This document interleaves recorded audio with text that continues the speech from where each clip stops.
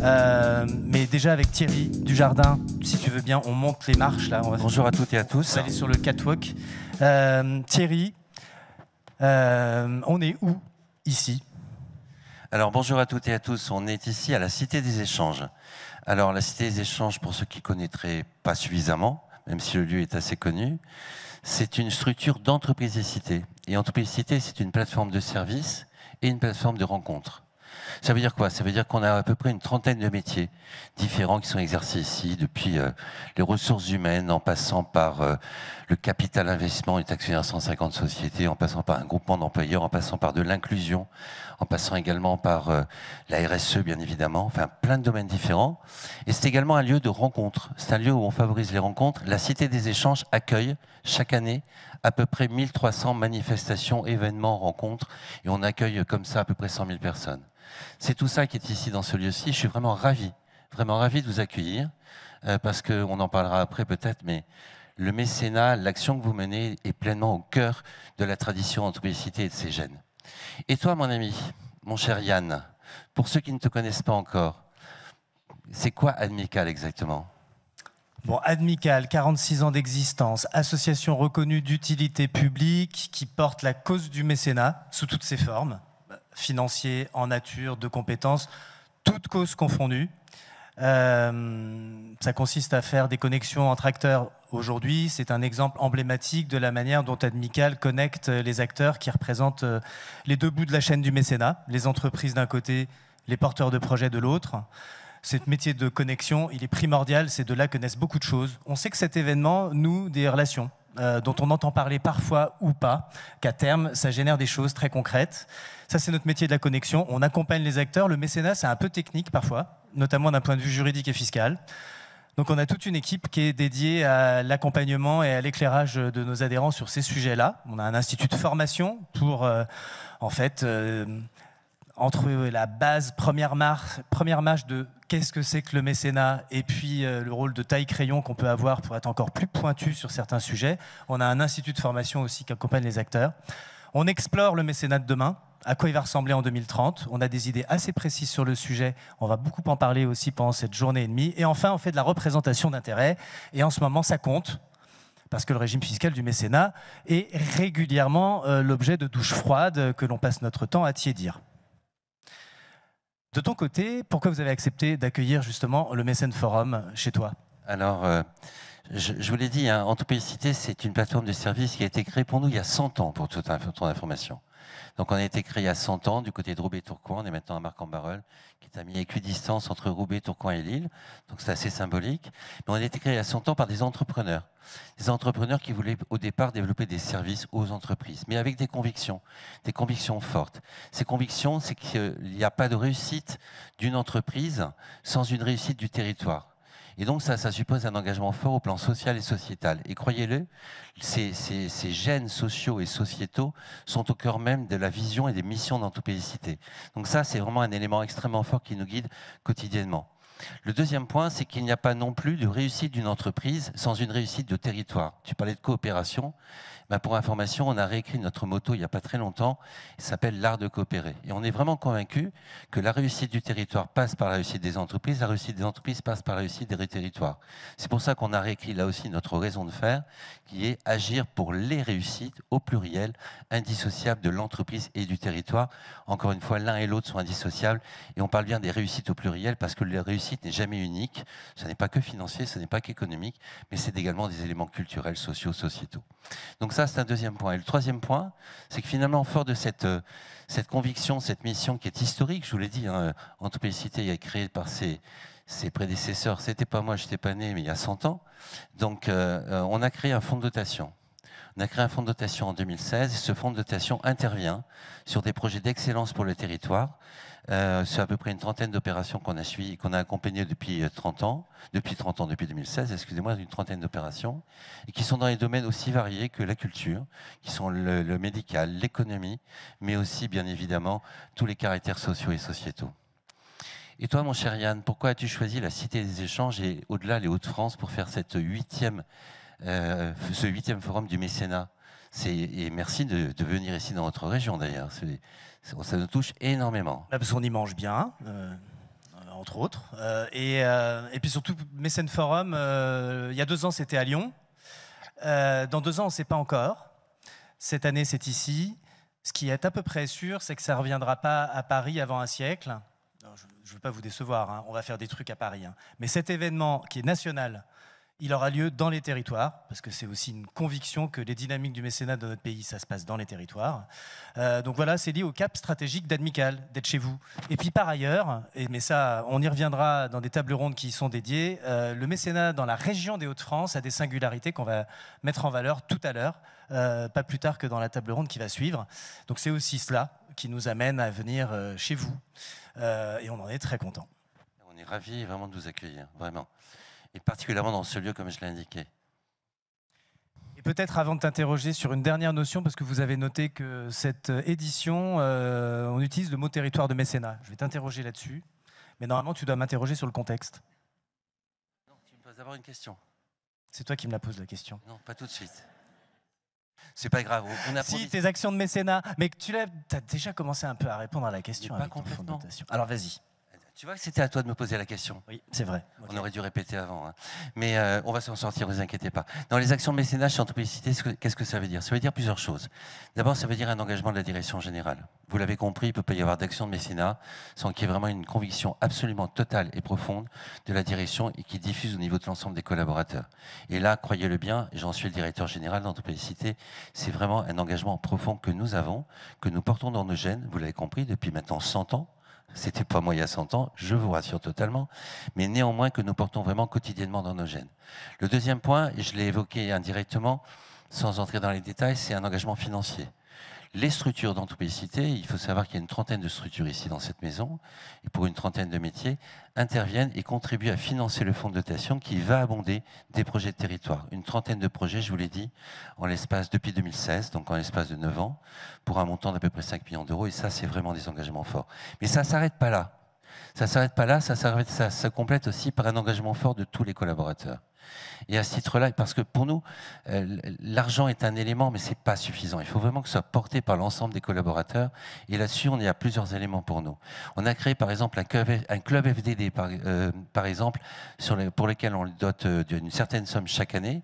Et ces collaborateurs, ils sont une trentaine, soit 10% des effectifs ici sur le site, financent des projets de territoire. Donc c'est vraiment un engagement fort. Et puis ça s'est complété également par du mécénat de compétences, où ils vont accompagner des projets que le fonds de dotation contribue à financer. Voilà. Donc tu vois, c'est un engagement de la direction générale, un engagement financier, mais au-delà de ça, un engagement de l'ensemble des collaborateurs, et ça me paraît essentiel. Et là, tu me poses une question. Oui, le timing est bon cette fois-ci. Ouais. Alors, c'est quoi le contexte de ce forum, justement, mon cher Yann? Il nous reste 90 secondes, parce qu'on va respecter nos timings. Oui. Alors, vite, exécution provisoire, immigration, sécurité. Il n'y a que des super sujets, vraiment, qui font plaisir, qui donnent le smile dans tous les médias aujourd'hui. Évidemment que les subventions des associations sont au top de leur niveau, hein, aussi tout va bien de ce point de vue-là. Donc le contexte, en fait, il est quasi idéal, hein, en creux, en fait, pour parler du mécénat et de la manière dont les entreprises peuvent soutenir l'intérêt général. Donc voilà le contexte. Il est bien merdique. Mais le fait qu'on se réunisse, justement, c'est pour ensemble se serrer les coudes et convenir que quand ça déconne à plein tube au niveau du gouvernement, qui sont complètement déboussolés tant du côté de l'exécutif que de législatif. Dans les territoires, il y a des choses qui se passent et il y a un trio gagnant. Les entreprises, les assos et les collectivités qui bossent ensemble. Donc voilà le contexte. Et pour finir, parce que là, on vient de me signaler qu'on était déjà en retard et c'est ma faute. Bon, d'une phrase, Thierry, c'est quoi un territoire de mécénat? Un territoire de mécénat, c'est d'abord un territoire engagé. C'est un territoire où les acteurs sont tous convaincus que la réussite est collective et pas individuelle. Que cette réussite collective, elle doit être durable, et donc ça suppose également que l'ensemble des acteurs, quels qu'ils soient, économiques, institutionnels, culturels, associatifs, etc., contribuent tous ensemble à faire lever le collectif de manière à pouvoir accompagner des projets d'engagement sur le territoire. Pour moi, un territoire de mécénat, c'est un territoire engagé sur son territoire. Voilà. Merci Thierry. Je pense qu'on peut applaudir Thierry et le remercier. Alors moi, je reste sur scène Mais je vais vite disparaître de la scène, et puis toi aussi, on va disparaître pour laisser la parole à Philippe Dornano. Mais juste avant, si vous permettez, Thierry, si tu veux, tu prends la grande marche ou la petite, as-you-want. Bon, cet événement, il n'aurait pas lieu sans nos partenaires, évidemment. C'est des événements qui sont coûteux. Donc merci à toutes les structures qui sont mentionnées sur ce slide. Sans elles, ces moments ensemble, ils n'auraient pas lieu. Et il ne serait pas de cette qualité. J'espère que vous allez la constater sur cette nouvelle édition. Je propose de faire, avant de faire venir sur scène Philippe Dornano, une petite présentation d'une personne qui va jouer un rôle clé pendant cette journée et demie. C'est Lucie, qui va faire de la facilitation graphique pendant toute cette édition. Lucie, est-ce que tu veux nous dire un mot? Bonjour. Je dis un petit mot rapidement. Moi, je vais être facilitatrice graphique avec vous pendant un jour et demi. Et en gros, je suis une petite souris, un témoin de tout ce qui va se dire. Et je le retranscrirai de manière visuelle et synthétique. L'idée, c'est que ce soit accessible, beau et agréable à regarder et que ça vous fasse un peu tampon sur tout ce qui a été dit voilà, pendant l'événement. Merci beaucoup, Lucie. On peut l'applaudir. Parce que ici, on parle, c'est pas que du blabla, quoi. Parce que les mots qu'on expose, c'est des actes. Alors si en plus il y a du dessin qui permet de faciliter la compréhension, c'est encore mieux. Et là maintenant, j'invite Philippe Dornano à nous rejoindre. On lance Philippe. Moi, j'attends avec une grande impatience votre prise de parole. On va vous laisser 10 minutes, parce que vous allez planter aussi le décor de le contexte qu'on évoquait, le cadre qu'on a posé, la manière dont le monde des entreprises de taille intermédiaire appréhende le mécénat. Je vous laisse la scène pour vous. On vous écoute. Et merci d'avoir fait le déplacement, parce que je sais qu'en ce moment, vous êtes un petit peu pris. Bon, bonjour à tous, bonjour à toutes. Je vais intervenir peut-être ici avec deux casquettes. D'une part, la casquette METI, le mouvement des entreprises de taille intermédiaire, il était l'un des sponsors. Nous représentons les entreprises de taille intermédiaire. Je ne sais pas si vous savez exactement ce que c'est une catégorie d'entreprises qui a été créée en 2008. C'est les entreprises qui sont au-dessus de la taille PME, c'est-à-dire les entreprises de 50 millions à 1,5 milliard d'euros de chiffre d'affaires, de 250 à 5000 salariés. C'est des entreprises dont 75% des sièges sociaux sont hors de l'Île-de-France. Donc c'est vraiment les grandes entreprises des territoires. C'est beaucoup d'entreprises industrielles. C'est aussi des entreprises qui ont un fort tropisme familial. C'est souvent des entreprises de première, deuxième, troisième génération, spécialisées dans des savoir-faire. Nous, on est dans la parfumerie et la cosmétique avec Sisley. Ça, c'est ma deuxième casquette, Sisley. C'est une entreprise de parfums et de produits de beauté et de cosmétiques présente dans le monde entier, mais qui produit à partir de la France. Mais surtout, là, la raison pour laquelle j'interviens devant vous, c'est que depuis 18 ans, on a une fondation d'entreprise. On l'a créée en 2007. Une fondation qui a, sur la période, distribué à peu près 20 millions d'euros de dons à plus de 500 associations. Et peut-être je reviendrai sur les thèmes de la fondation. Donc on a vécu un peu la loi Yagon et ses conséquences. Peut-être pour faire d'abord un point sur les ETI et le développement que la loi Yagon a eu sur les entreprises de taille intermédiaire. Il faut savoir que d'abord, aujourd'hui 57%, il y a 2-3 ans je parlais, c'était 50%, c'est maintenant 57% de ces entreprises sont mécènes. Alors pas toujours avec des fondations, ça peut être des fonds de dotation, ça peut être directement, mais elles sont mécènes et ça a doublé dans les 10 dernières années. Donc on voit que la loi Yagon, elle infuse dans la société, elle infuse aussi dans les entreprises et elle se développe. Et il y a de plus en plus d'entreprises de taille intermédiaire qui sont mécènes. Le deuxième point qui est important, c'est que 83%, vous voyez, j'ai des chiffres très précis, 83% de ces dons, de ces actions se font dans les régions. Les entreprises font très souvent des actions de proximité, proches de leur territoire, de leur région, de leur département. Et donc c'est très important aussi pour toutes les collectivités et aussi les associations régionales de pouvoir trouver des supports dans des entreprises qui ont déjà une certaine taille et qui peuvent donner un support plus important. C'est notre cas, par exemple, avec Sisley. Nous supportons... oui, troisième point que je voulais aussi vous dire, c'est que ces entreprises interviennent dans toute une série de secteurs qui sont des secteurs importants, je pense, pour notre société. L'insertion, la santé, l'éducation, la culture. On croit parfois que c'est surtout la culture ou le patrimoine qui est poussé. En réalité, on voit que les dons sont très répartis entre les différentes causes, et avec vraiment une attention importante pour tout ce qui est insertion et social. Pour nous, par exemple, vous savez que quand vous créez une fondation, il faut avoir un objet. Et nous avons 5 objets. Nous intervenons dans le domaine de l'éducation, de la santé, de la culture, j'en oublie toujours un, de l'environnement et du social, ce qui nous laisse un champ assez important. Et après, petit à petit, on a défini les grandes causes qu'on voulait suivre. On a, chez Sisley, 75% de nos salariés sont des femmes, une grande partie de nos consommatrices. Donc on intervient sur tous ces sujets, sur des sujets orientés vers la cause des femmes, et sur un autre domaine qui petit à petit s'est dégagé comme quelque chose qui était pour nous une évidence, qui est la santé mentale.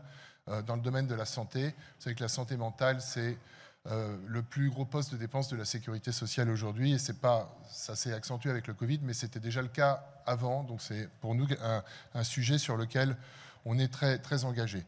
Le deuxième point des lois à Yagon, c'est que c'est simple à mettre en place. Moi, je peux en témoigner, j'essaye d'en témoigner vis-à-vis d'autres chefs d'entreprise. Créer une fondation d'entreprise, c'est très facile. Ça se fait très facilement. Ça a par contre un avantage, c'est que vous structurez votre réflexion, votre travail, vous le professionnalisez. Je ne vais pas rentrer dans le détail, sinon Mais simplement, il faut savoir que c'est très facile. Le troisième point, c'est que ça ouvre un grand champ encore de possibilités. Aujourd'hui, vous avez 15% seulement des ETI qui ont des fondations. 57% sont mécènes, mais 15% ont des fondations. Imaginez qu'il y a 7000 ETI en France. Ça a un peu augmenté depuis 2008. On en a trop peu en France, mais ça c'est un autre sujet.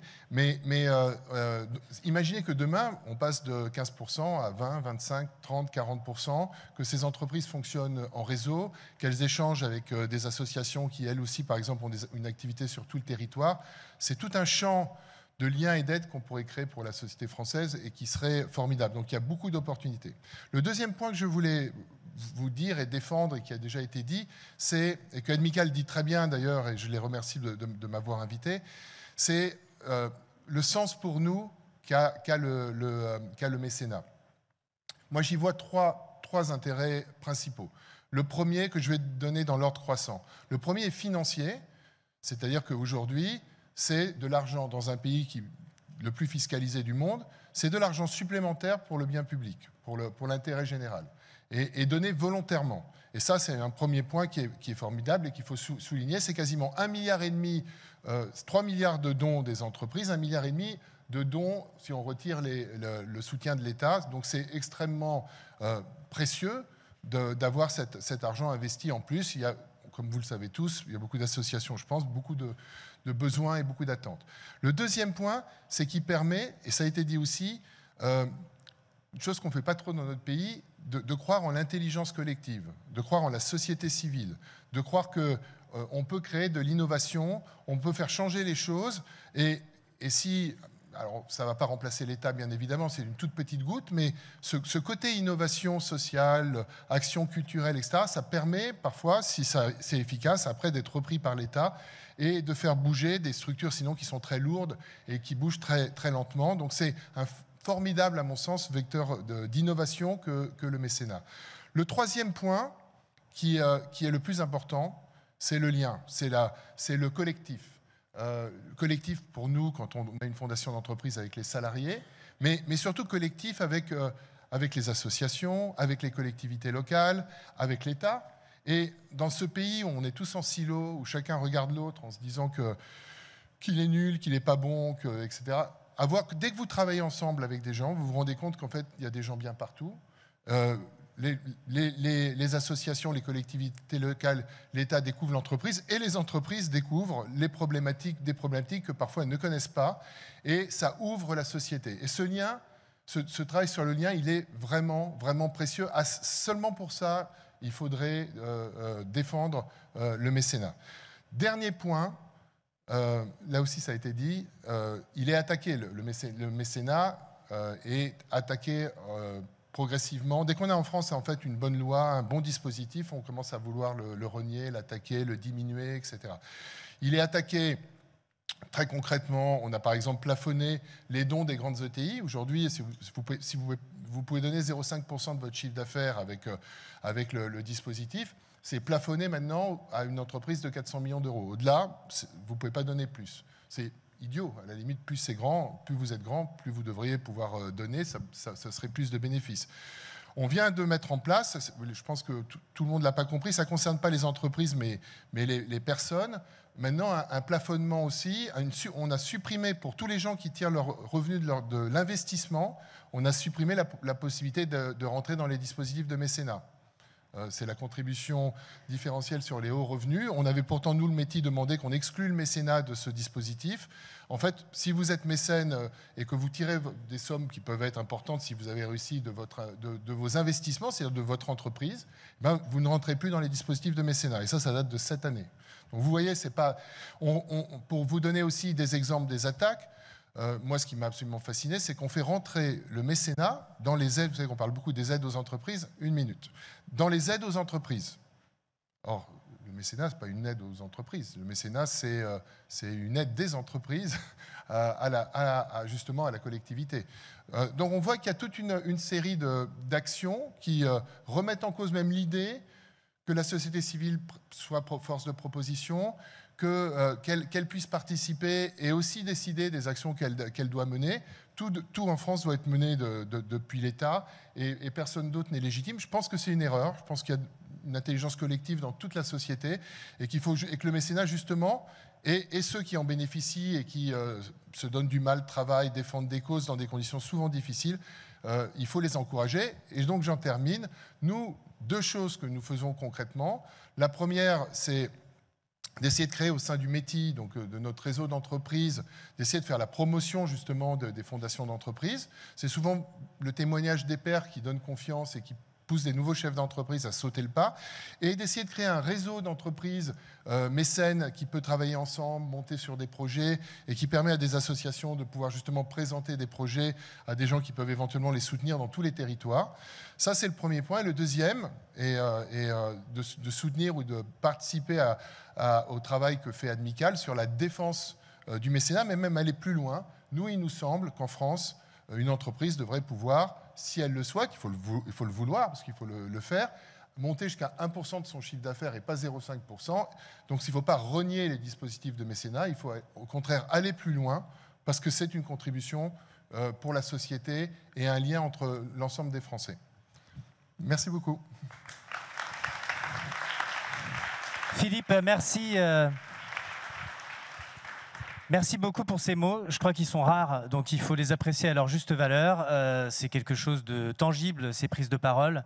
On est ravis d'ailleurs, avec le métier, que Admical aussi joue ce rôle de pédagogie, de production de données et puis d'accompagnement, parce que oui, donner.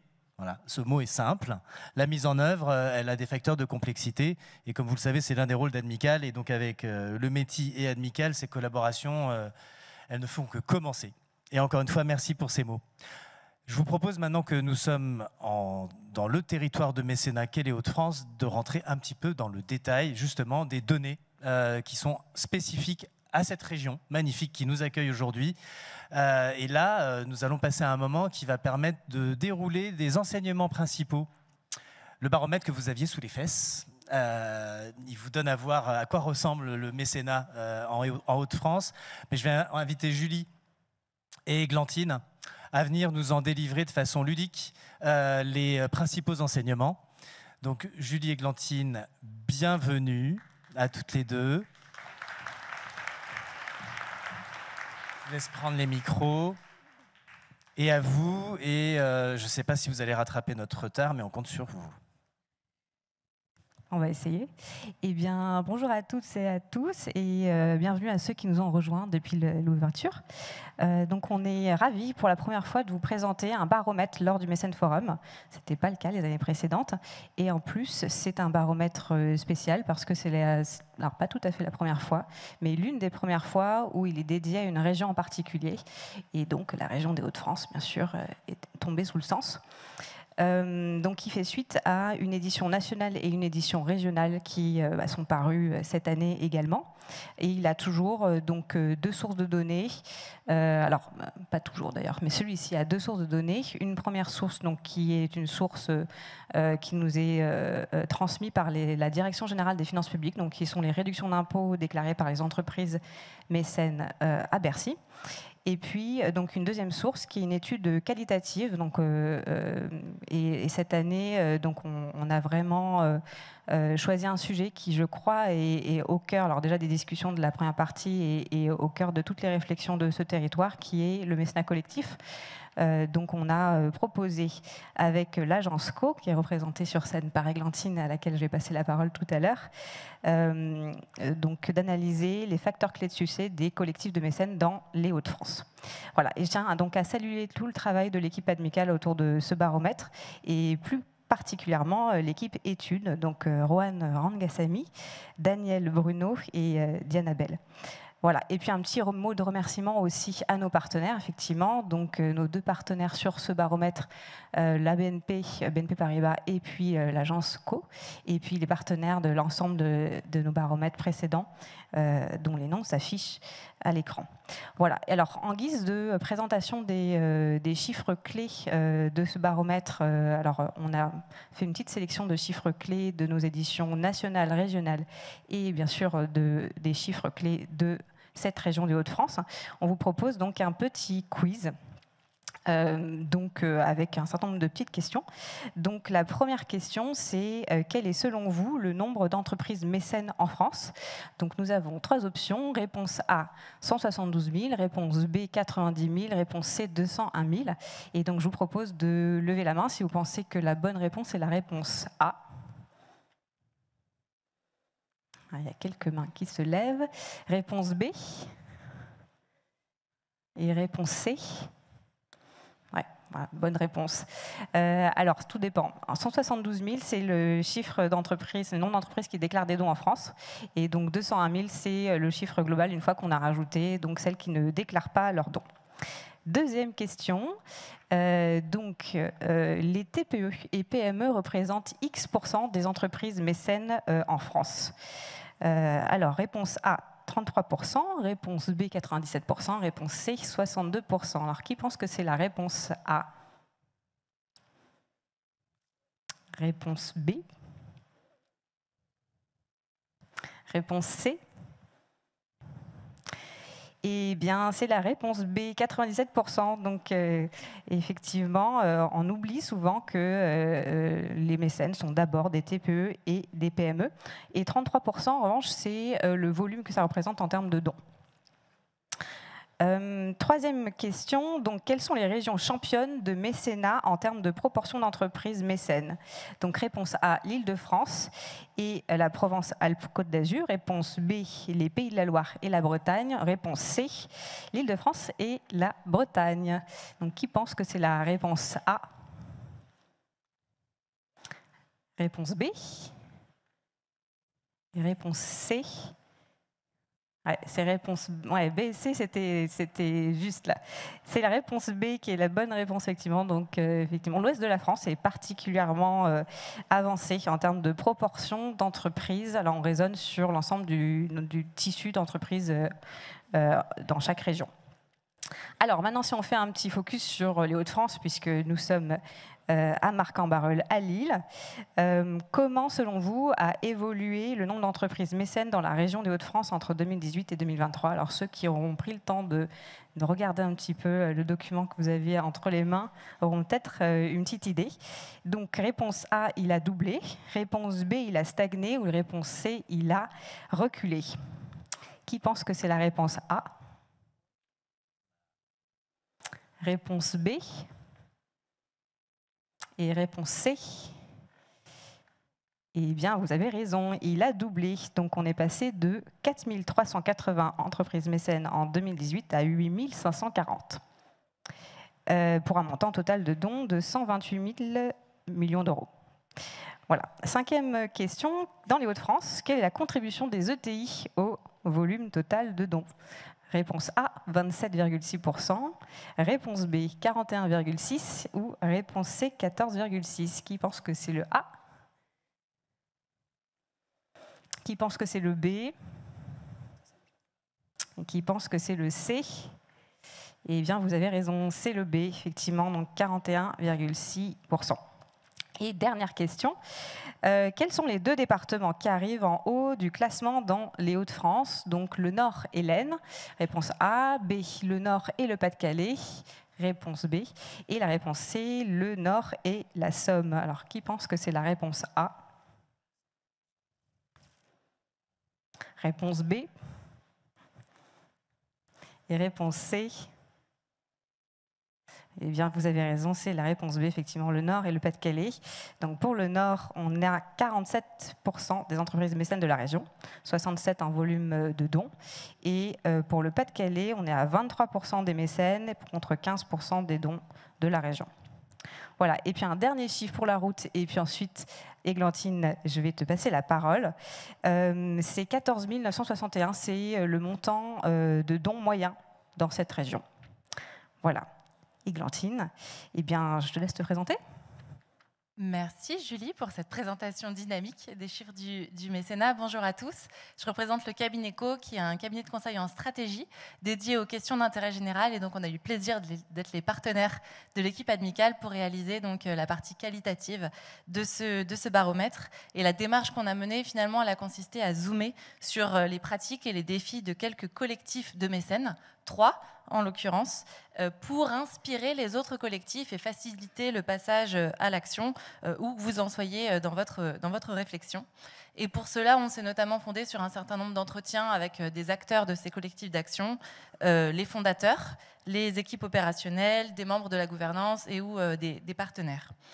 Et le premier enseignement que je souhaitais vous partager, c'est que les formes d'action en collectif, qui sont très variées, permettent à chaque mécène qui le souhaite de trouver un collectif qui lui convient.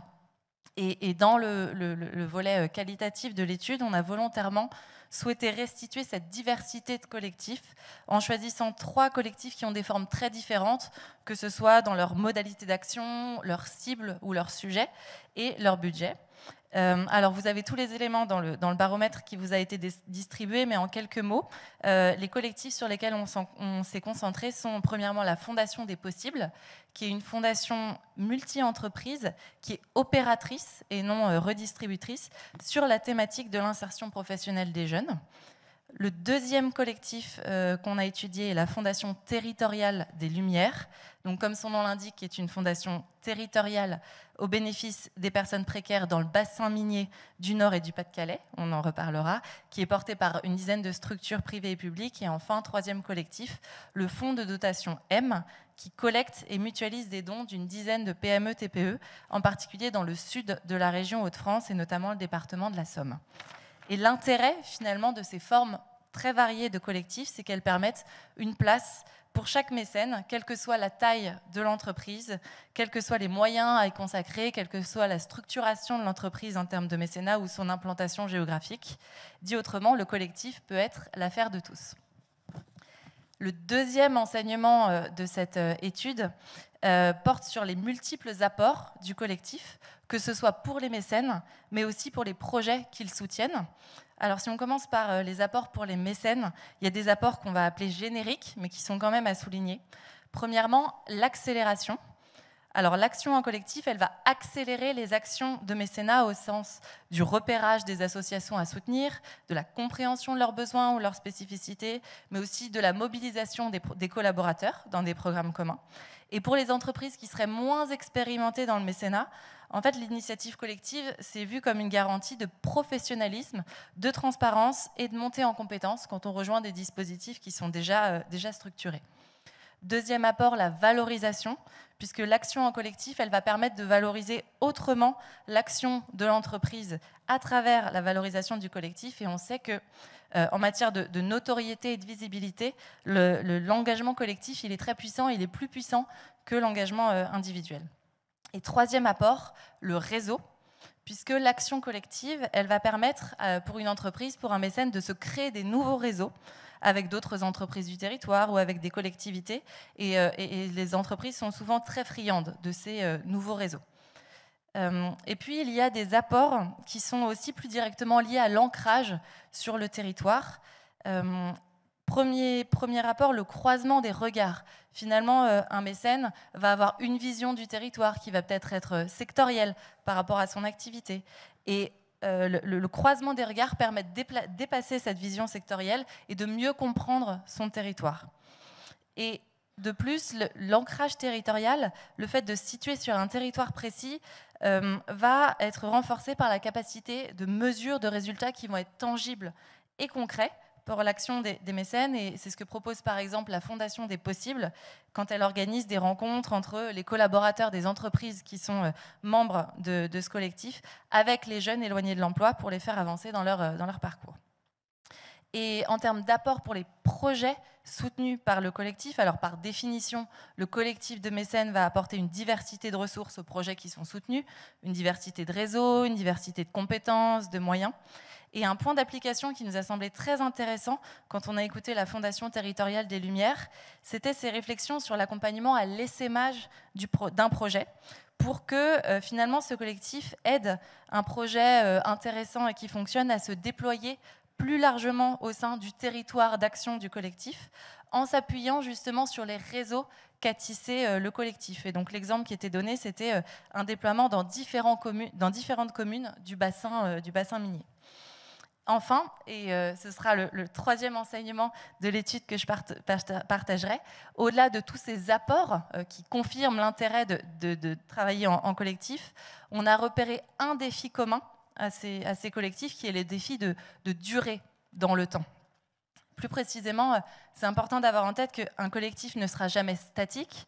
Les membres qui le composent évoluent, leurs enjeux évoluent, le contexte autour d'eux évolue, ce qui va amener chaque membre du collectif à se reposer régulièrement la question de son intérêt pour le collectif et aussi des moyens qu'il peut y consacrer. Et donc pour les personnes qui animent ce collectif, il va s'agir d'entretenir ce qu'on va appeler le jeu commun au service de l'intérêt général et de l'objectif du collectif, mais aussi du jeu ou des intérêts individuels de chaque membre du collectif, malgré des attentes qui sont souvent hétérogènes et parfois contradictoires. Or, en fait, le fait d'animer ce collectif va être une condition essentielle pour continuer à mobiliser les ressources qui feront vivre le projet du collectif. Donc c'est un vrai défi sur lequel on aura l'occasion de revenir demain dans un workshop pour ceux qui souhaitent y réfléchir avec nous. Je vous remercie. Et merci Églantine, on peut applaudir Églantine, effectivement. Et on vous invite à consulter l'étude complète. Et donc, sans plus tarder, je vais passer la parole à Katia. Katia, j'en profite pour te remercier infiniment pour toute ton aide depuis maintenant presque 2 ans sur cette édition du Mécène Forum. Et donc, je vais te laisser la parole. Oui, merci Katia, qui est notre déléguée régionale bénévole d'Admical. Bonjour à tous et à toutes. Actrice clé dans le dispositif. Merci beaucoup. Ça a été un vrai plaisir de vous accompagner pendant cette année et demie pour construire cet événement et je suis ravie de vous retrouver aussi nombreux ici parce que c'était un beau moment de travail tous ensemble et de vous voir aussi nombreux, c'est un aboutissement et ça fait extrêmement plaisir. Je suis aussi donc déléguée effectivement régionale Hauts-de-France pour l'Admical, mais je suis également directrice Impact au sein du groupe Positif. Et pour cette nouvelle journée, cette première journée de table ronde, je trouve que ce baromètre, c'est important de revenir un peu sur le baromètre et la table ronde que je vais animer fait vraiment écho au résultat du baromètre. Ce baromètre, il met en lumière vraiment une réalité qui est très contrastée. La première, c'est évidemment, oui, le mécénat dans les Hauts-de-France est extrêmement vivant, mais il est également très contrasté. On retrouve des différences territoriales très fortes. Et dans ce contexte-là, le mécénat collectif, et en particulier les actions collectives, ça apparaît vraiment comme un levier essentiel pour démultiplier l'impact. Et c'est justement le sujet de notre table ronde, comment décupler la force du mécénat en France et dans les Hauts-de-France. Et pour cela, j'ai la chance d'accueillir sur scène avec moi un panel d'invités qui est très varié, dont les profils sont très complémentaires. Et je vais commencer par inviter sur scène à me rejoindre Delphine Chiné-Segara. Elle est la déléguée générale de la Fondation Caisse d'épargne Hauts-de-France. La Caisse d'épargne est une banque coopérative où le collectif est vraiment inscrit dans l'ADN. Elle crée à la fois une fondation et très bientôt, prochaine semaine, un fonds de dotation qui est créé et qui du coup sera lancé dans les prochaines semaines pour associer directement des sociétaires et les clients. Merci Delphine. Deuxième personnalité que j'invite à rejoindre sur scène, Dominique Soyer, administrateur de la Fondation de France. Dominique est président aussi de la Fondation territoriale des Lumières et aussi porte-parole d'un mouvement collectif Haut les Jeunes. Frédéric, merci. Tu as été également, et c'est important de le rappeler pour le regard que tu vas porter sur ce sujet de table ronde, directeur général de la Maison et Cité. Et surtout pour nous, tu incarnes l'ancrage territorial et collectif du mécénat dans notre région. Et dernière invitée, j'invite à nous rejoindre sur scène Frédéric Distasio, directeur général de la BNP Paribas pour les Hauts-de-France et la Haute-Normandie. Il est représentant d'un grand groupe bancaire dont le mécénat conjugue à la fois l'action nationale et locale, avec une attention particulière portée au lien social, à la solidarité, mais aussi à la culture et un peu l'environnement, on peut le rappeler. Merci à tous les trois d'être là avec nous aujourd'hui. Je vais essayer d'être dans le timing, donc m'en voulez pas si je dépasse un petit peu, parce qu'on est 4 bavards. On va essayer de faire ça assez rapidement. Alors, on vient d'écouter les résultats du baromètre Hauts-de-France. La première question, allez, en découvrant ce baromètre, quel est le chiffre ou l'enseignement qui vous a le plus marqué? On a 1 minute chacun pour pouvoir répondre à cette question. On commence par Delphine. Honneur aux femmes. Ça fonctionne? Oui, parfait. Bonjour à tous. Le nombre de mécènes a doublé dans les Hauts-de-France en 5 ans. C'est le fait des PME et des ETI, et c'est vraiment ce qui nous a interpellés. Et c'est aussi, et j'en parlerai un petit peu plus tard, à la Caisse d'épargne Hauts-de-France qui nous a mobilisés, et notamment, tu en as parlé, dans le cadre de la création de notre fonds de dotation pour aller chercher justement ces ETI à nos côtés. Très bien. Dominique, c'est toi à qui je donne la parole en deuxième. Le chiffre qui m'a marqué et qui m'a enthousiasmé, c'est celui de la présence des ETI et des petites entreprises dans le mécénat. Parce que finalement, c'est une ressource très importante pour nous sur le territoire de la région qui comprend une métropole, mais aussi beaucoup de zones périurbaines, de zones rurales, de territoires en difficulté. Et sur ces territoires-là, les entreprises, les petites entreprises sont une ressource extrêmement importante pour développer la philanthropie et pour agir local, pour agir territorialement. Je pense que les entreprises sont aujourd'hui attachées à leur empreinte territoriale, notamment quand elles sont de taille intermédiaire ou petite, et c'est vraiment une ressource à développer. Donc c'est une perspective très positive. On va finir avec toi, Frédéric. Dis-moi ton chiffre clé, ton enseignement clé de ce baromètre. Alors bonjour à toutes et à tous. Moi, ça sera une différence de 2 chiffres. C'était la différence, je ne sais pas si vous avez bien lu sur les slides de tout à l'heure, entre le don moyen dans le Nord et le don moyen dans l'Aisne, par exemple. On était à 21 000 € de don moyen sur le Nord versus, je crois, un peu moins de 9 000 € sur l'Aisne. Et ça nous interroge quelque part sur la capacité que nous devons avoir, notamment en tant que grands acteurs nationaux, à être en même temps global et en même temps local. Et donc bien penser effectivement à bien redistribuer l'effort sur l'ensemble du territoire, parce qu'on voit bien qu'on peut passer à côté. Aujourd'hui, on est à Lille, il y a toujours beaucoup de choses qui se passent à Lille. Ça fait 3 ans que je suis dans la région et je vois bien qu'il y a beaucoup d'actions qui se passent à Lille. Tout à l'heure, je vois Thierry, voilà, on fait beaucoup de choses sur la métropole, mais n'oublions pas aussi les territoires plus ruraux, les territoires plus périphériques. Et c'est vraiment ce qu'on essaye de faire l'ensemble des acteurs ici, et en particulier BNP Paribas avec la Fondation également. Alors on a compris des chiffres qui montrent un certain nombre de contrastes, mais ce qui est important en fait, la question centrale je pense que c'est intéressant de se poser, c'est finalement qu'est-ce qui motive, qu'est-ce qui est essentiel, pourquoi le mécénat est tellement essentiel pour les entreprises. Delphine, peut-être tu peux nous... Alors, pour la Caisse d'épargne. La Caisse d'épargne est une banque coopérative, donc c'est un peu dans notre ADN. On a ça ancré au plus profond de nos valeurs, aussi bien chez les collaborateurs, mais aussi chez nos sociétaires, nos clients sociétaires. Depuis très longtemps, on est engagé sur des actions de mécénat, et ce sont vraiment un vecteur de valeurs partagées, un vecteur de fidélisation aussi, qui fait qu'on n'est pas tout à fait une banque comme les autres. On n'en parle peut-être pas suffisamment, mais c'est vrai qu'aujourd'hui, ce qui nous fédère autour, c'est vraiment cette dimension de valeur partagée et de développement, de vouloir développer et de vouloir s'ancrer sur notre territoire autour du mécénat. Est-ce que, au-delà de cette façon de s'ancrer dans le territoire, il y a aussi une question interne avec les collaborateurs? Est-ce que ça anime d'autant plus vos relations avec vos collaborateurs? Avec quelle partie prenante, finalement, ça embarque? Alors, on a également un programme qui engage au bénévolat, puisqu'on organise avec l'ensemble de nos collaborateurs des semaines de solidarité où on s'engage dans les entreprises.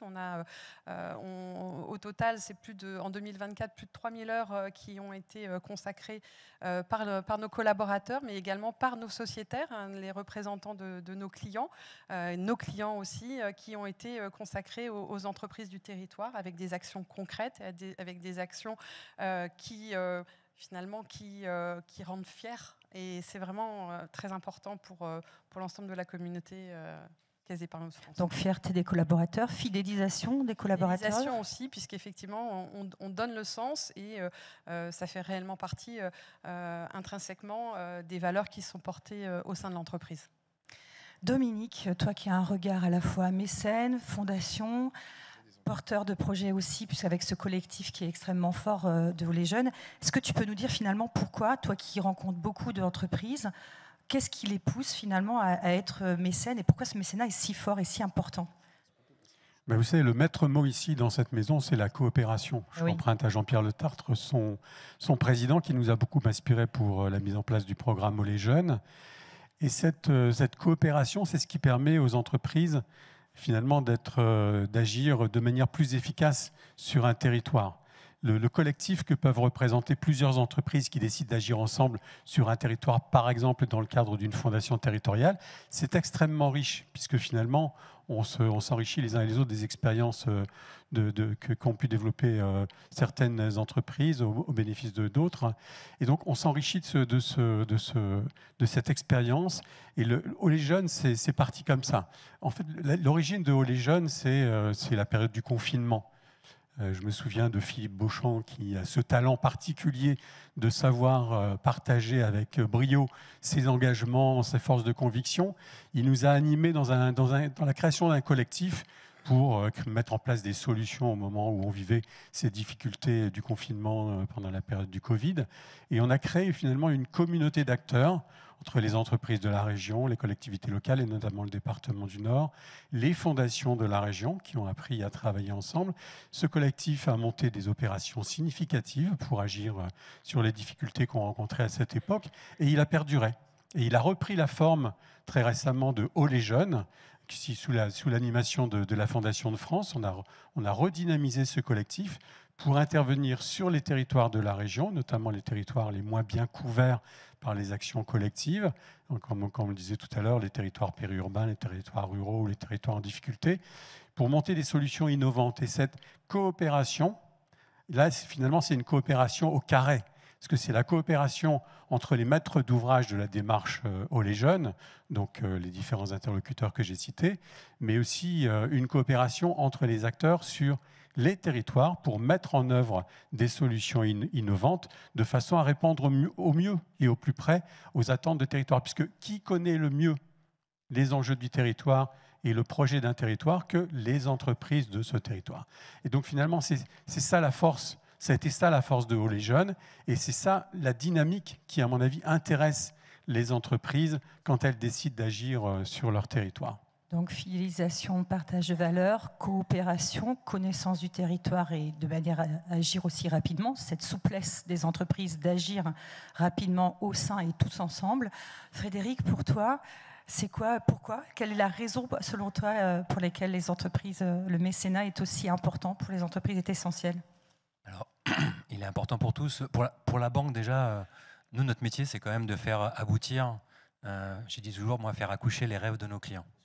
Et en fait, on parle à des gens qui ont des projets, c'est successful, tout se passe bien, etc.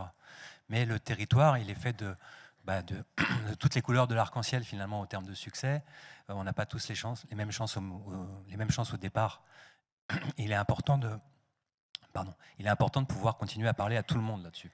Et finalement, nous, en tant qu'entreprise, banque, nous sommes aussi le reflet de tout ça. Donc, nos collaborateurs, ils ont besoin de savoir qu'on parle à tous les publics, qu'on va s'intéresser à tous les publics, qu'on ne va pas parler que des grandes entreprises, que des moyennes entreprises, que des entreprises en général, ou que des gens qui sont successful, mais aussi des gens qui peuvent avoir au départ des points de départ différents.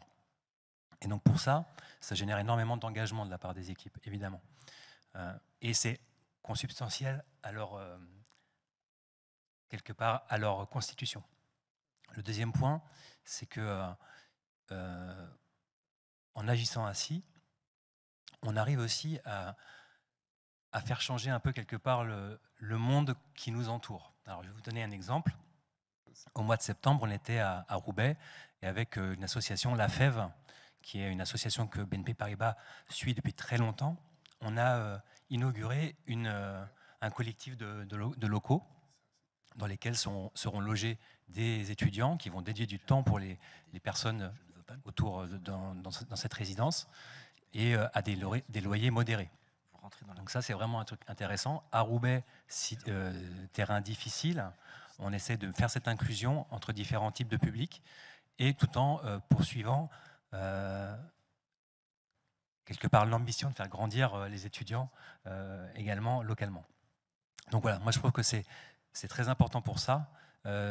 L'ensemble des entreprises qui sont ici, qui sont investies dans la thèse du mécénat, le perçoivent bien. C'est un moteur de motivation extrêmement puissant pour les collaborateurs. Alors, on a bien compris, le mécénat, c'est un élément essentiel pour les entreprises, pour de plusieurs raisons. Mais c'est aussi, dès qu'on parle de mécénat collectif et qu'on pense au mécénat collectif, on déplace les enjeux. C'est beaucoup plus, ça prend beaucoup plus de temps, ça prend beaucoup plus de temps de réflexion avec l'ensemble des entreprises qui veulent travailler ensemble, mais surtout, il y a un vrai défi, on se retrouve face à un vrai défi de travailler à plusieurs, c'est plus du tout les mêmes enjeux. Comment ça fonctionne? Frédéric, toi, la partie collectif, pourquoi c'est important et finalement, c'est quoi le mécénat collectif chez vous? Ça veut dire quoi? Le mécénat collectif, ça se passe dans la durée. Donc, régulièrement chez BNP Paribas, mais c'est vrai chez les mécènes en général, on essaie de s'installer dans le temps long. Parce que la difficulté dans tous les projets qu'on voit, et il y a énormément de projets pour lesquels nous sommes sollicités, c'est pas, bien sûr c'est une difficulté de démarrer, mais c'est surtout une difficulté de durer, et vraiment durer dans le temps. Je parlais de la FEV tout à l'heure, je pourrais parler de l'ADI avec laquelle on est partenaire depuis des dizaines d'années. Il est extrêmement important de conserver cette durée dans le temps, de conserver ce collectif très longtemps. Et donc chez nous et comme chez d'autres mécènes, évidemment, le collectif, ça permet évidemment de se démultiplier, de trouver d'autres partenaires, parce que par exemple dans la région on a pu solliciter certains de nos clients pour des opérations, notamment lors du Covid. On parlait tout à l'heure du Covid.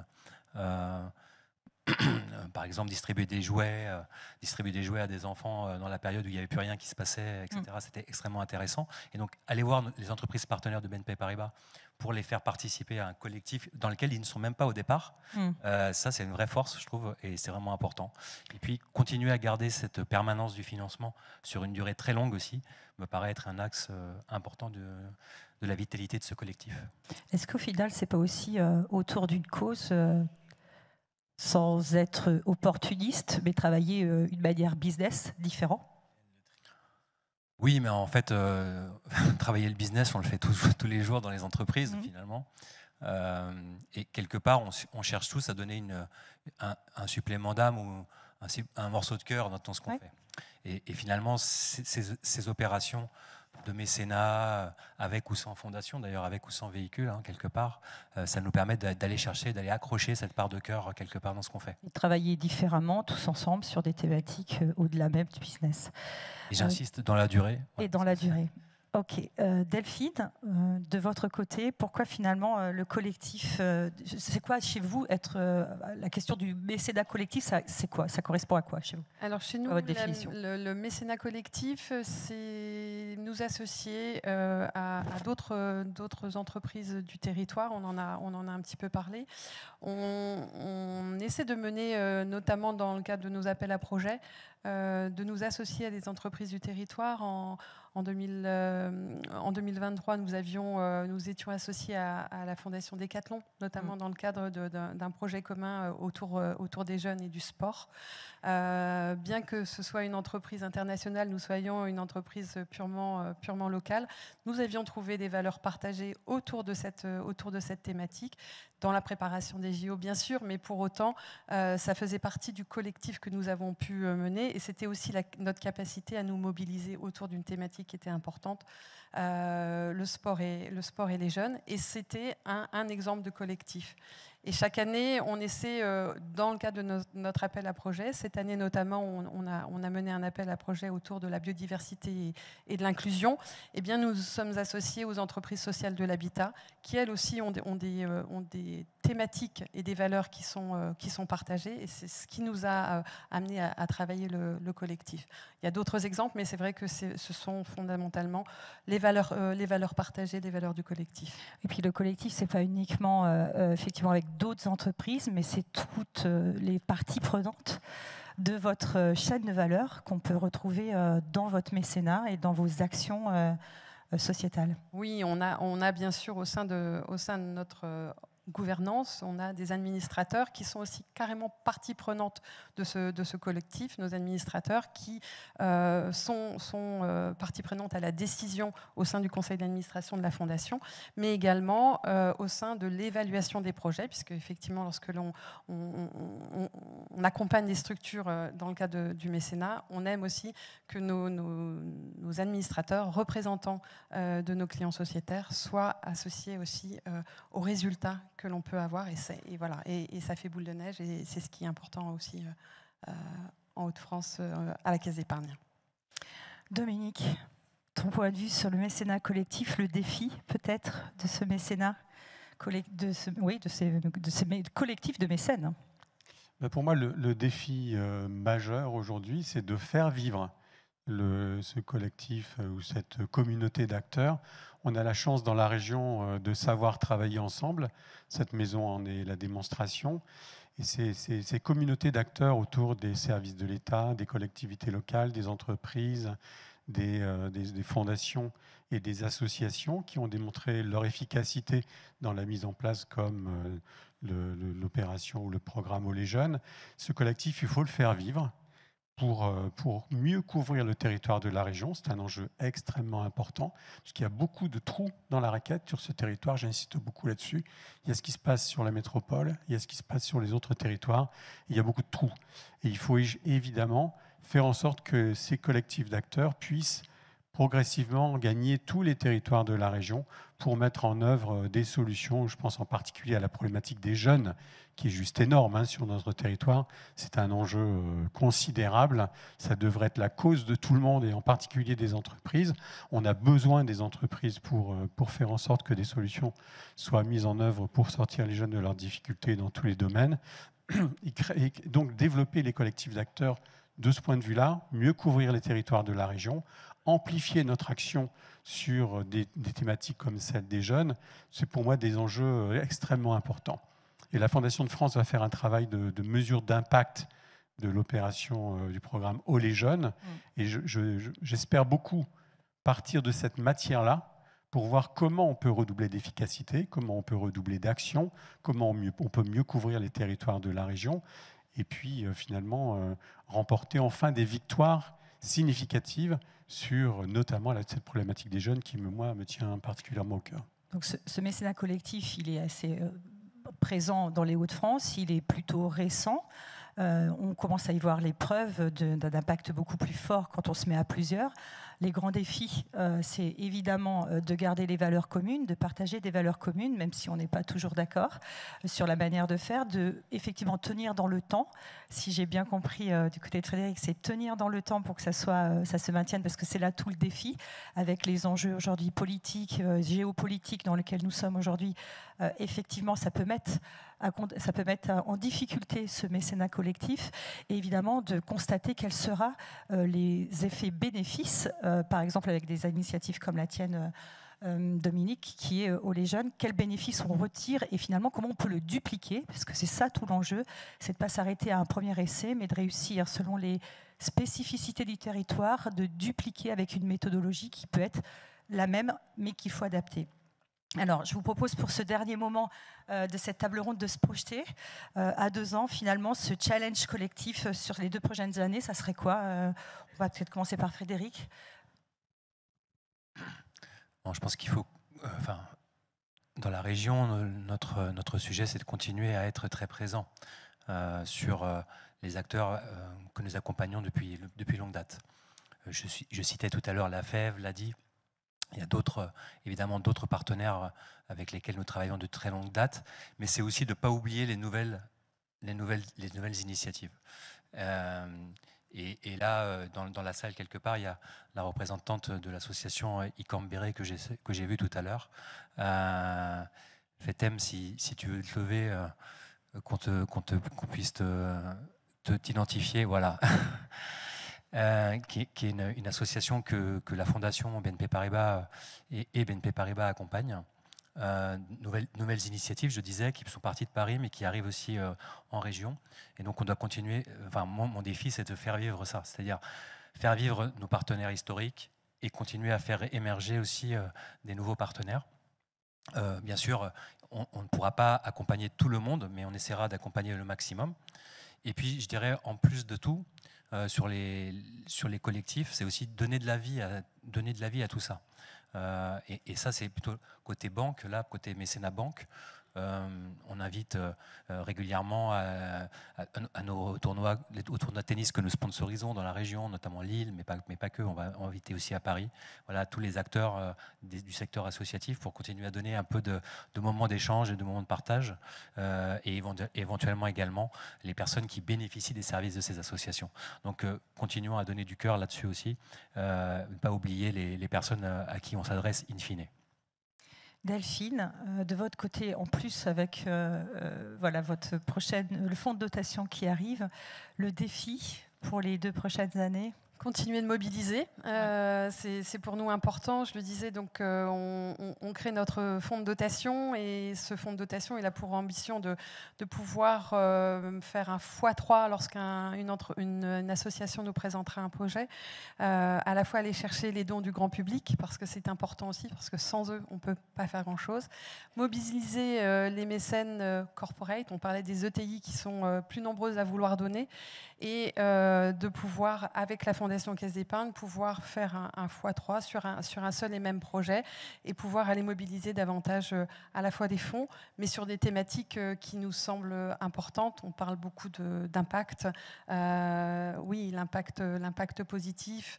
Et pour nous, c'est aussi ne pas opposer le développement économique. On en parlait, nous sommes une banque. Oui. Le développement économique, mais également la protection de l'environnement, et lutter contre la précarité. Donc, rester sur les axes qui sont les nôtres, parce qu'il y a encore beaucoup à faire. Je crois que on parlait des jeunes, on parlait de la précarité chez les jeunes, le logement. Enfin, il y a autant de thématiques qui sont vraiment très importantes, mais de pouvoir associer davantage de partenaires. D'ailleurs, vous êtes soutien effectivement de Au les jeunes. Vous avez effectivement partagé de nombreux projets, dont celui-là, et sur lequel évidemment les valeurs sont extrêmement importantes pour vous. Peut-être quelques mots sur ce soutien? Oui, alors le soutien avec Au les jeunes, c'était un bel exemple de ce que l'on peut faire de collectif sur le territoire. Il y a peut-être des projets dans les tuyaux, peut-être, que l'on va pouvoir continuer, ce qui nous donne des perspectives sur les prochaines années. La coopération. Dominique, le mot peut-être de la fin sur ce défi, qu'est-ce qui est le plus important quel serait le défi pour les 2 prochaines années du mécène collectif, du mécénat collectif? Tout d'abord, merci pour ce baromètre, parce que ça nous donne des informations extrêmement intéressantes sur la cartographie de la philanthropie dans la région. Il y a aussi une leçon qu'il faut en tirer, c'est qu'il faut sérieusement accélérer. C'est-à-dire qu'on a aussi un défi qui consiste à augmenter le mécénat sur le territoire de la région et notamment à intéresser davantage encore les PME, les entreprises, les petites entreprises, leur montrer que c'est facile le mécénat. C'est pas une administration compliquée de participer au mécénat, de participer à la création d'une fondation territoriale qui est aussi mon dada. Donc il faut savoir faire cette démonstration auprès des PME pour qu'elles y aillent davantage, qu'on augmente les montants de la philanthropie. Mon deuxième dada, c'est de mieux couvrir les territoires de la région et puis de savoir faire de l'essaimage. Tu évoquais cette question tout à l'heure. C'est un sujet difficile, l'essaimage, mais par les jeunes, on a eu la chance de voir que de beaux projets se montaient sur des territoires où il y avait une carence d'action ou de solutions pour traiter telle ou telle difficulté des jeunes. Par exemple, sur les jeunes sortant de l'ASE ou sur les mamans solo, par exemple. Eh bien, un projet qu'on a monté à Dunkerque et qui marche très bien, pourquoi on ne chercherait pas à le développer sur d'autres territoires, sur la Sambre-Avesnois ou sur d'autres secteurs du littoral? Et cette mécanique, cette philosophie de l'essaimage, je pense qu'il faut vraiment y travailler parce que c'est une ressource, ça nous permet de faire un peu des raccourcis dans la difficulté du montage des projets, d'autant plus quand ils sont inspirés par la coopération. Parce que ce qui a aussi été un point fort dans Haut les Jeunes, c'est qu'on a abandonné cette mécanique de l'appel à projet pour en arriver à co-construire des programmes coopératifs sur les territoires, de façon à ce que les associations inventent elles-mêmes les solutions qui leur paraissent répondre aux enjeux de leur territoire qu'elles connaissent bien. Donc tout ça, c'est des enjeux qui me paraissent importants, qui vont tous dans le même sens, qu'on a tous évoqués d'une manière ou d'une autre, de manière complémentaire.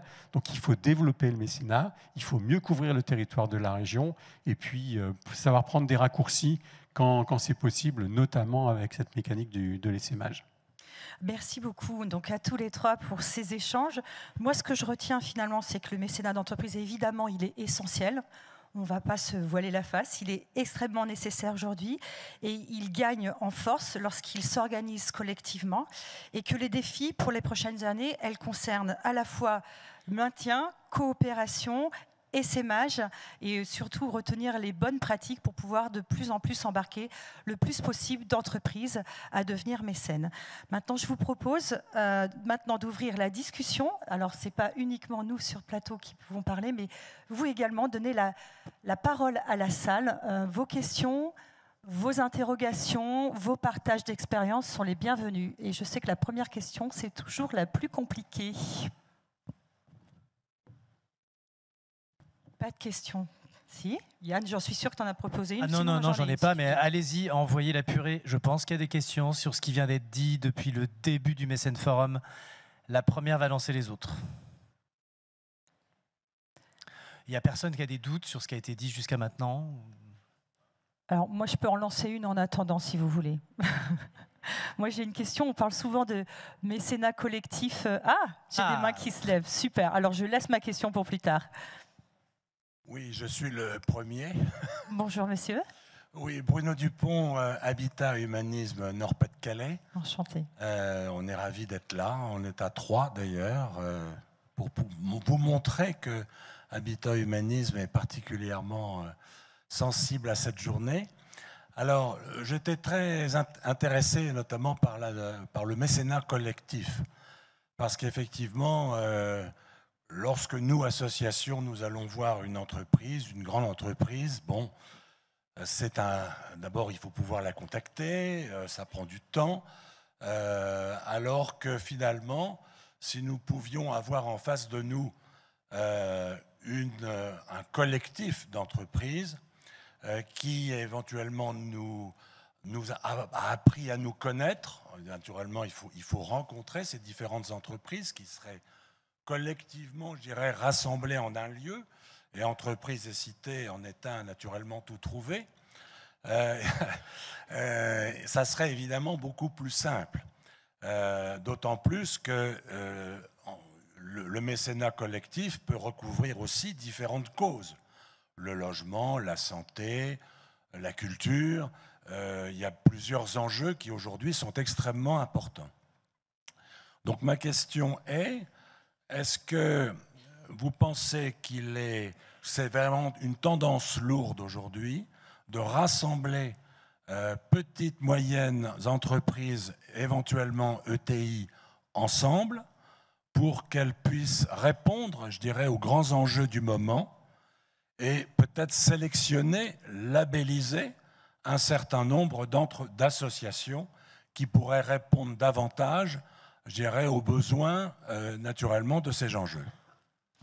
Qui veut prendre la question? Moi, je veux bien, parce que c'est un sujet qui me passionne et on pourra en discuter après, mais vraiment le véhicule de la fondation territoriale qui permet de faire en sorte que des entreprises d'un même territoire décident d'agir ensemble sur les causes qu'elles ont décidées pour apporter des solutions, c'est vraiment quelque chose d'extraordinaire. Moi, j'ai en tête une réunion qui a eu lieu il y a quelques semaines où un maire un peu péchu d'une commune du littoral a invité les 20 entreprises de son territoire, zone rurale, à échanger sur le projet de territoire qui était l'invite.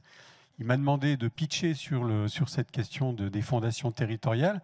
Et j'ai eu des réactions extraordinaires de ces entreprises. La première, c'est qu'elles étaient heureuses de se rencontrer parce que souvent, sur les territoires ruraux ou périurbains, les entreprises n'ont pas l'occasion de se rencontrer, de travailler ensemble, d'échanger des expériences, par exemple, sur les modalités de recrutement, etc., etc.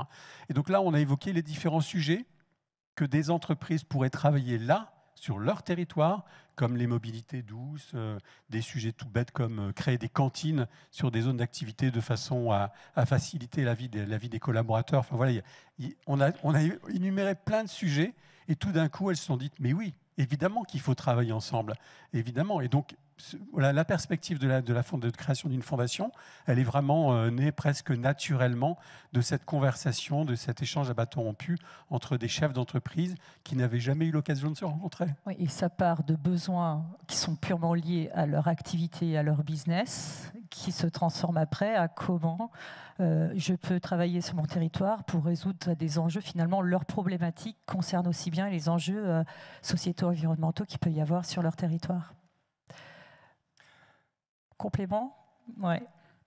Peut-être sur le sujet du point d'entrée, puisque c'était comme ça que vous avez commencé votre question.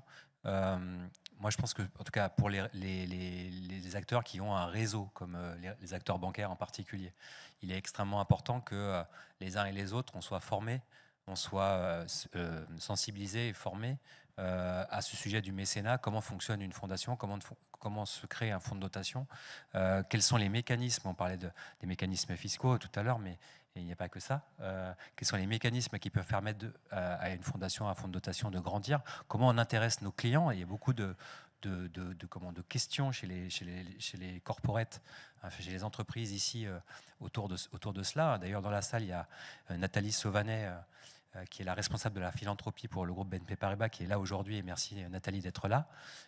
On en a fait, nous, un credo chez BNP Paribas. Et demain, d'ailleurs, les équipes de Nathalie forment les banquiers de BNP Paribas de la région lilloise à ces sujets de connaissance du monde des fondations, fonds de dotation.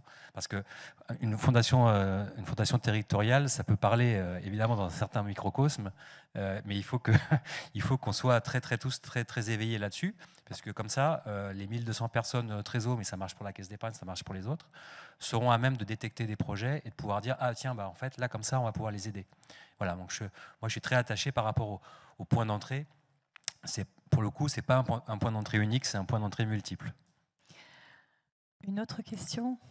Ouais. Oui, bonjour, Clémence André pour Harmonia Sacra, dont le projet Opérabus. Moi, c'était plus un témoignage que je voulais partager. Vous soulignez justement l'importance du collectif en tant que porteur de projet. On sait à quel point c'est important parce que lorsqu'une fondation nous fait confiance, c'est toute une suite d'autres fondations qui aussi enchaînent et se succèdent et ça nous permet de passer des caps. Et une des premières fondations à nous avoir fait confiance, et je tiens à la remercier parce qu'elle est là, c'est la Fondation SNCF avec Stéphanie Baudry, qui a soutenu le projet Opérabus. La Fondation territoriale des Lumières, on a aussi été soutenu par vous dans le bassin minier pour faire amener aussi la culture au plus près des habitants, au cœur de leur lieu de vie. Et donc voilà, c'est ce témoignage de jouet collectif, il est aussi très important pour les porteurs de projets, parce que des entreprises mécènes qui nous soutiennent, c'est aussi un autre regard qui est apporté pour les collectivités publiques. Nous, en tant que porteurs de projets ensemble de musique baroque, eh bien, on a pu passer aussi un cap auprès de la DRAC, puisqu'on est conventionné. Maintenant, on n'est plus seulement soutenu au titre des projets, mais au titre de la structure pour plusieurs années. Et vous parliez de la durée, monsieur. Nous, en effet, nos projets s'inscrivent dans la durée. On travaille un territoire sur le temps long et l'impact qui se fait sur la durée. Donc voilà, je voudrais vous remercier pour votre témoignage parce que nous en sommes un exemple vivant. Merci beaucoup. En parlant de questions de fondation, collectif de fondation, je pense qu'on a un très bel atelier demain, s'il ne me trompe pas, avec entre autres la Fondation du Nord qui interviendra sur ces sujets. Une autre question, est-ce qu'on a le temps pour encore une question ? Oui, super. Une autre question, je s'il prends. vous plaît. Et oui, demain matin à 9h30, 11h, comment jouer collectif dans les territoires ? On est un petit peu dans le sujet, donc il ne faut pas la manquer celle-ci. Pas d'autres ? Si. Je ne vois pas du tout. Oui, bien sûr. Merci. Oui, bonjour. Vanessa Perrette, Équation Durable. Alors moi, j'ai une question. Je voudrais savoir quelle est la bonne échelle, justement, parce qu'on parle de la notion de territoire. Mais voilà, la notion de territoire, elle est variable selon qu'on est une collectivité, selon qu'on est une entreprise, selon qu'on est un porteur de projet. Donc moi, je voudrais vos différents regards là-dessus. J'ai bien compris qu'il fallait étendre justement au maximum quand les expérimentations étaient positives. Mais de quelle échelle faut-il partir ? Voilà, ça serait ma question. Merci. Qui ? On commence par toi. Ouais, vas-y Delphine, je te laisse le micro.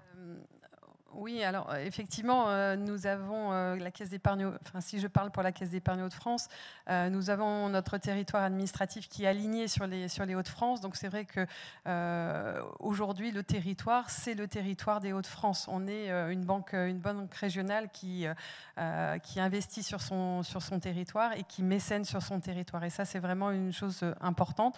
Pour répondre à Dominique, ce qu'il expliquait, c'est effectivement tout à fait ça. C'est-à-dire que aujourd'hui, il y a des territoires qui sont bien moins dotés que d'autres en matière de mécénat. Et notre rôle, c'est vraiment de pouvoir avoir des actions sur l'ensemble de notre territoire. Donc, alors, je vais parler pour la Caisse d'épargne Hauts-de-France, mais le territoire, c'est le territoire administratif des Hauts-de-France.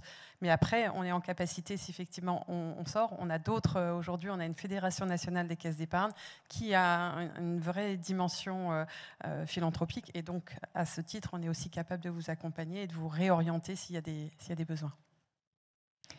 Dominique, c'est quoi ta notion du territoire ? Dès lors qu'on parle de philanthropie, le territoire pertinent, c'est effectivement la région. On voit qu'on a un travail à faire, vous l'avez bien démontré, sur le développement de la philanthropie et le territoire opportun, c'est la région. Par contre, dès qu'on parle action, là, ce qui m'intéresse, c'est les micro-territoires. Ouais. C'est vraiment agir local, au plus près possible du terrain. Et les territoires, ils ont tous une entité économique, une entité sociale. Et c'est ces entités-là, enfin, c'est cette culture-là qu'il faut savoir saisir. Il y a un bassin, on parlait tout à l'heure de la ville de Tourcoing. Il y a un tissu économique à Tourcoing particulier qui fait que ces entreprises travaillent ensemble et que ces entreprises décident d'agir ensemble sur leur territoire, ça a du sens parce qu'elles sauront quoi faire sur ce territoire.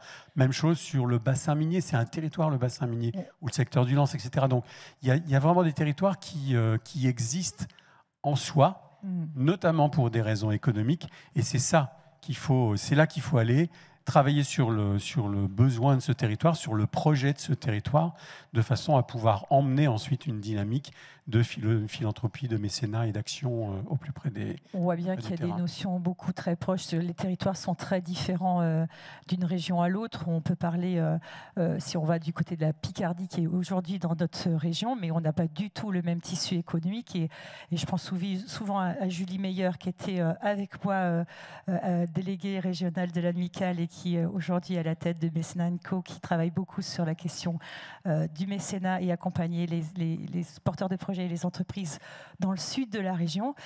C'est vrai que quand on en parle avec elle, on sait très bien qu'on ne parle pas du même territoire, on ne parle pas de la même chose, on ne parle pas des mêmes acteurs. Les dimensions ne sont pas les mêmes quand on change d'une région à l'autre et donc d'un micro-territoire. Peut-être Frédéric, toi, ta notion du territoire ?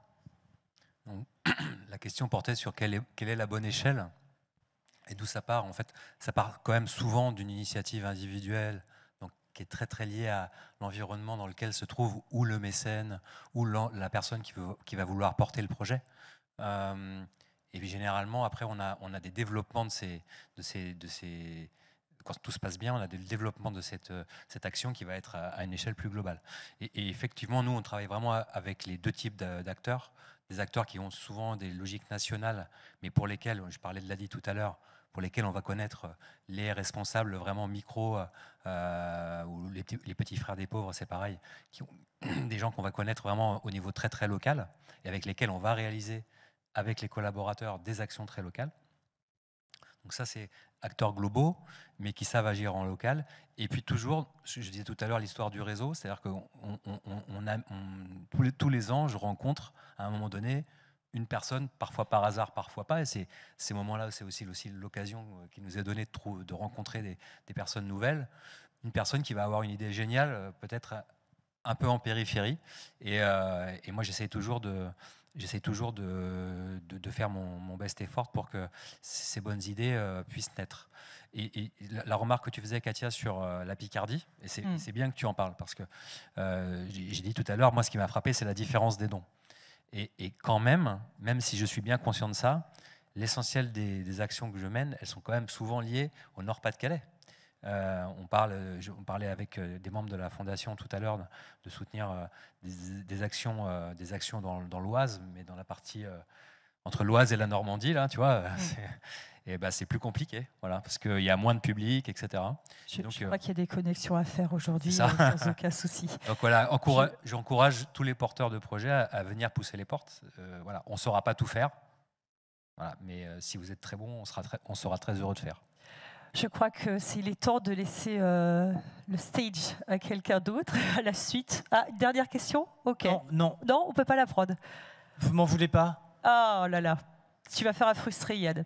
Non, mais parce qu'après, on a tous besoin d'une pause pour se rafraîchir, s'oxygéner.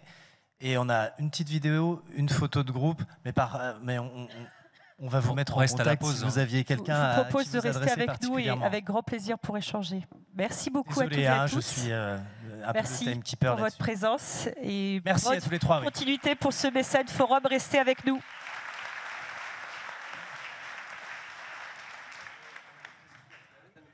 On a besoin d'une pause, hein. Elle arrive bientôt. Il fait chaud quand même, hein. Donc on va se rafraîchir dans quelques minutes. Mais avant cela, il y a deux petits moments. Il y a le maire de Grigny qui malheureusement ne peut pas être avec nous aujourd'hui, mais qui nous a enregistré une petite vidéo.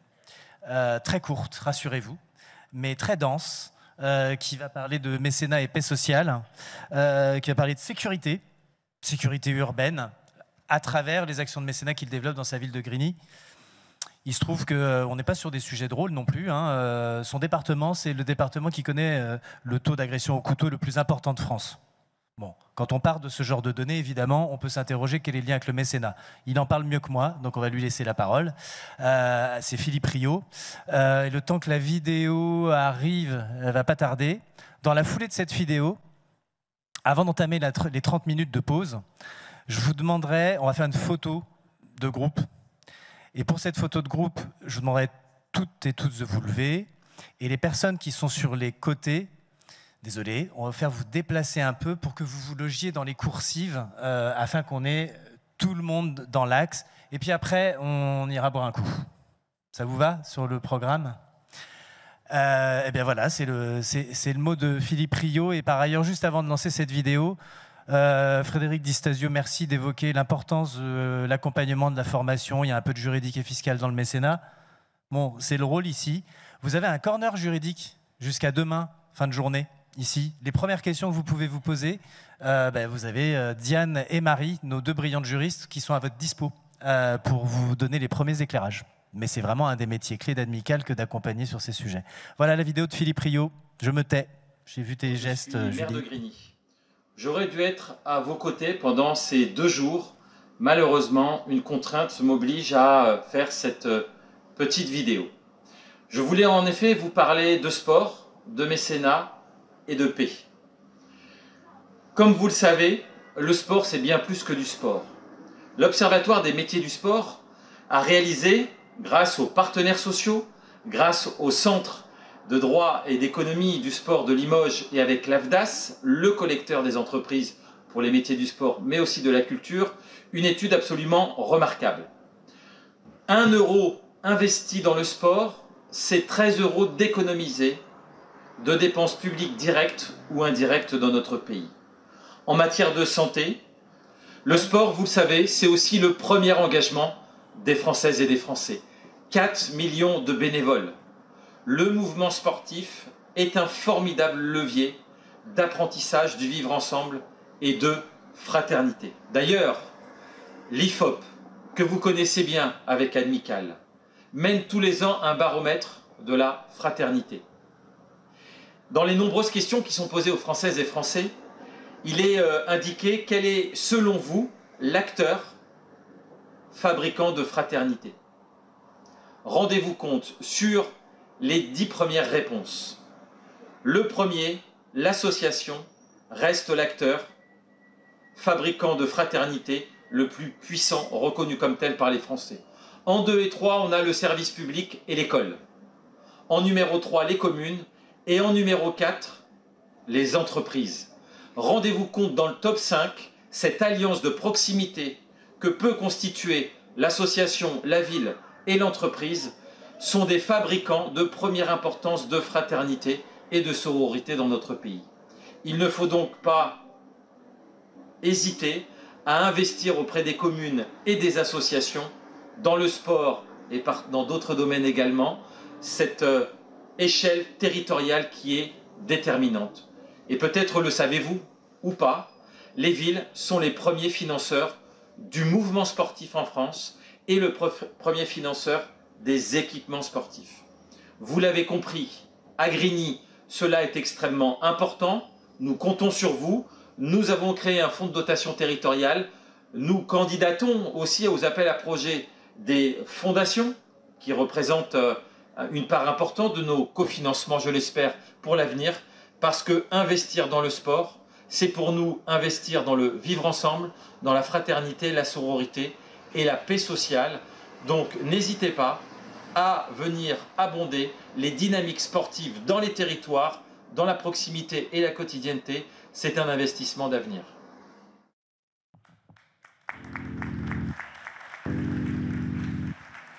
Bien, merci Philippe Rio.